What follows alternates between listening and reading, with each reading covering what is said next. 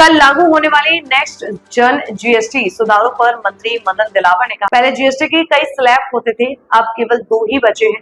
पहले आम जनता को बहुत कठिनाइयों का सामना करना पड़ता था, लेकिन अब उन्हें इससे बहुत फायदा होगा।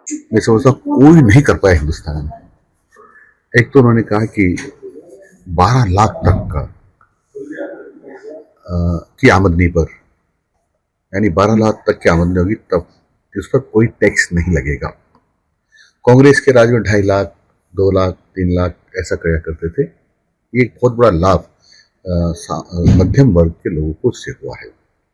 दूसरा, जीएसटी के जो स्लैब थे, कई स्लैब थे, 5, 8, 12, 20, 28, 40 ऐसे कुछ थे। अब 2 स्लैब रह गए हैं। उस स्लैब के कारण जो आम जनता के काम आने वाली चीजें हैं वो तो अधिकांश तो टैक्स फ्री हो गई हैं, और कुछ उत्पाद हैं, कुछ 5% पे हो गए, कुछ उत्पाद हैं जो 18% पे हो गए। इसके कारण से गरीब से लेकर के मध्यम श्रेणी के, उससे भी ऊपर श्रेणी के सब लोगों को लाभ मिला है। मेरा अनुमान है गरीब से गरीब व्यक्ति का भी कम से कम 1,500 से 2,000 रुपये महीने बचत होगी।